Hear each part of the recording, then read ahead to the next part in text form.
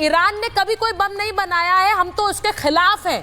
वहां पर तो एक फतवा जारी, हम ऐसे कोई बम नहीं बनाते जिस तरह का जो मानवता को नुकसान पहुंचाए।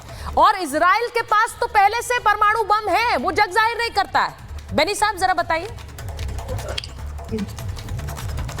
जो रिजीम अपने खुद के पब्लिक को झूठ बोल सकता है, सिर्फ बेनी साहब जो अपने पब्लिक को झूठ बोलता सकता है, तो हम लोग कौन है?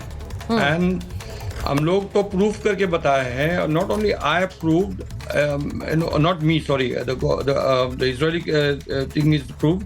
अमेरिका ने प्रूव किया है। वो आई से इसे बोलते हैं ना, वो उसको बोल रहे क्या उन्होंने बताया कि उन लोग के पास बम नहीं था। उन लोग ने तो यूएन में जाके बोला कि they are almost to the atom bomb.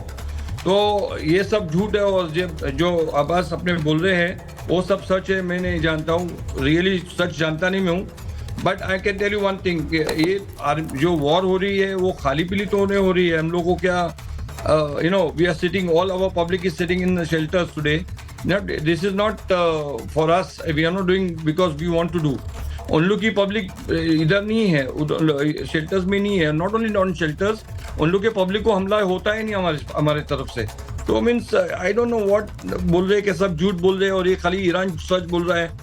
तो इतना ईरान सच बोल रहा है तो why the western world is all with us now and telling that Iran is supposed to sit on a negotiation table. Friday तक negotiation table पर बैठने को तैयार नहीं था।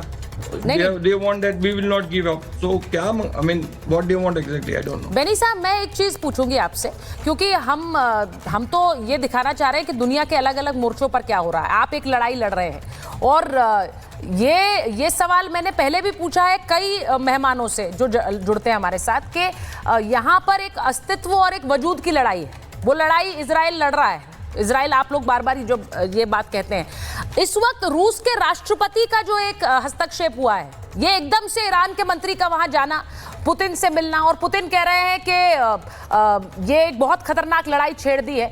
आप लोग रूस के रोल को कैसे देख रहे हैं इसमें? क्योंकि अगर रूस इसमें शामिल होता है तो ये बहुत बड़ी एक लड़ाई हो जाएगी। आई एम सो श्योर जब अमेरिका और रूस बात करते हैं उन लोग के बीच में, एंड हम लोग जो हमारा जो प्राइम मिनिस्टर है वो भी रूस से बात करता है। Interest of politic interests, I don't understand this politic interests, because they have an interest in Iran, because they're getting a lot of oil from them, they're getting a lot of gas from them. So I don't know how the interest works, but sometimes politically correct, you must take one side or that side. So that's the political correct things that they are putting is doing. I don't think nothing else than that. मेरे को नहीं लगता है उससे beyond कुछ कर रहा है. But there is an understanding between Putin and Israel. बिल्कुल। अब देखिए, आप मेरे साथ इस वक्त बेंजामिन जुड़े हुए हैं। बहुत अच्छी तरह से वो इजराइल का पक्ष रखते हैं हमेशा। आपने आज भी सुना, वो कह रहे हैं कि दोनों ये जो राष्ट्रीय अध्यक्ष हैं ये मिल रहे हैं। ये लोग राष्ट्रीय अध्यक्ष जो है ये फोन पर बात करते हैं, ये संपर्क में है। तो ऐसा नहीं है कि इनके बीच कोई संपर्क नहीं है, लेकिन क्या इसके बावजूद ये एक मल्टी प्रोंग्ड वॉर बन जाएगी, ये हमारे एक्सपर्ट से समझना जरूरी है। मैं एक बार जरा सीधे पहले एक बार एयर कॉमोडोर के पास जा रही हूँ। एयर कॉमोडोर बहल, जय हिंद सर। आज आप देख रहे हैं किस तरह का एक वर्ल्ड सिनेरियो बदल रहा है। आप देख रहे हैं कि पुतिन ने एक बयान जारी कर दिया है। उन्होंने कहा है कि अमेरिका को इसमें नहीं शामिल होना चाहिए था। यूएनएससी में घेराबंदी हो रही है। आप मुझे ये बताइए कि पुतिन क्योंकि अपना एक वॉर फ्रंट खोले हुए हैं यूक्रेन के साथ, क्या वो इस जंग में शामिल होना चाहेंगे? लेकिन उन्होंने एक बड़ा इंपॉर्टेंट बयान दे दिया है, मेदवेदेव ने दे दिया है कि न्यूक्लियर टेक्नोलॉजी कोई भी देश ईरान को दे सकता है, उसके लिए बहुत से देश तैयार हैं। इसका क्या मतलब है?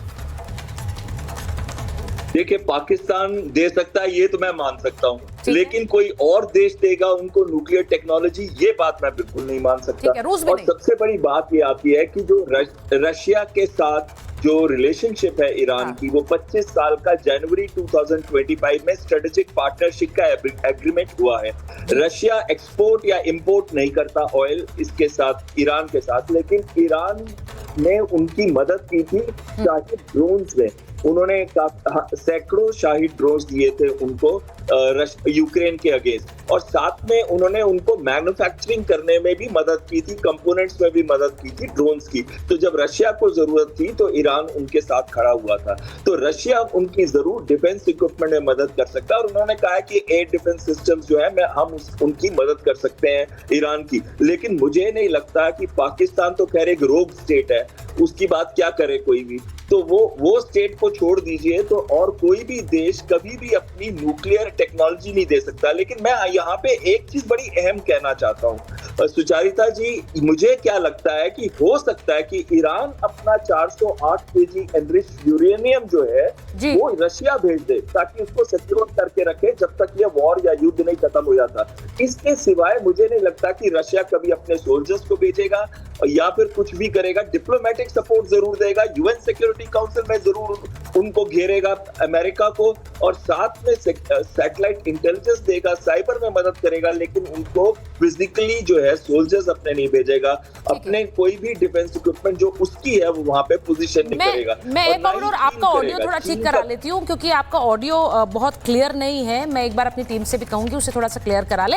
एक बड़ी खबर के बाद अचल जी आपके पास आ रही हूँ, एम्बेसडर अचल, और मेजर तूर के पास भी जाऊंगी। खबर यह है कि इजराइल से जंग को लेकर ईरानी सूत्रों से खबर आ रही है, रूस की अब तक की जो मदद है उससे खुश नहीं है रूसी राष्ट्रपति। अब पुतिन से और ज्यादा मदद चाहते हैं खमनेई, ये कहा जा रहा है कि ईरान बहुत ज्यादा खुश नहीं है, जो कि अभी तक मदद की बात रूस ने कही है उससे। ईरान चाहता है कि और ज्यादा मदद करें पुतिन। अब इसका मतलब क्या है, और ज्यादा मदद का मतलब क्या होगा, जरा अचल साहब से पूछ लेते हैं। अचल जी, अगर आप हमें बताएं और ज्यादा मदद इस प्रेजेंट सिचुएशन में क्या कर सकता है रूस। हम ये देख रहे हैं कि यूएनएससी में एक घेराबंदी चल रही है जिसमें पाकिस्तान भी है। सरप्राइजिंगली पाकिस्तान भी कह रहा है कि भाई इस युद्ध को बंद करवाइए, ये बहुत घातक है, इसमें सबको रुकना चाहिए। उसमें चीन भी है, उसमें रूस भी है, लेकिन और ज्यादा मदद क्या करेगा रूस? देखिए, फिलहाल जो अभी का परिप्रेक्ष्य है उस पर आप देख रहे हैं कि ये रिफ्लेक्शन है उन जो ग्लोबल जियोपॉलिटिकल पोलराइजेशन हुआ है पिछले कुछ सालों में। उस पर एक तरफ रशिया, चाइना, नॉर्थ कोरिया, कभी कभी पाकिस्तान और कुछ एक और देश हैं जो खुल के सामने आते हैं जब कभी परिस्थितियां बनती हैं, और वो मोस्टली एंटी, और दूसरी तरफ इस पोलराइजेशन के है so called western democracies led by America. हालांकि एक फर्क ये आया है कि पिछले कुछ सालों में वेस्टर्न डेमोक्रेसी के बीच में भी थोड़ी दरार आई है, और अमेरिका और वेस्ट के बीच में भी वो समझने और वो अंडरस्टैंडिंग आज की तारीख में नहीं है जो शायद 2 या 4 साल पहले थी। अब इस परिप्रेक्ष्य में रशिया और चाइना का ईरान के साथ आना बहुत ही स्वाभाविक है। फिलहाल ये मॉरल और डिप्लोमेटिक और पॉलिटिकल सपोर्ट है। इससे पहले इनके जो व्यापारिक संबंध तो चल ही रहे हैं, और मटेरियल सपोर्ट की जहाँ तक बात है, क्या रशिया इस पोजीशन में है कि, या चाइना इस पोजीशन, रशिया खासतौर से इस पोजीशन में है कि वो उसको इक्विपमेंट, वेपन्स और ये सब चीज़ें सप्लाई कर पाए, क्योंकि ऑलरेडी रशिया की जो इन्वॉल्वमेंट और इंगेजमेंट यूक्रेन में है 3-3.5 साल से ज़्यादा हो गए हैं, और किसी भी डिसाइसिव डायरेक्शन में वो फिलहाल आती हुई दिखाई नहीं दे रही।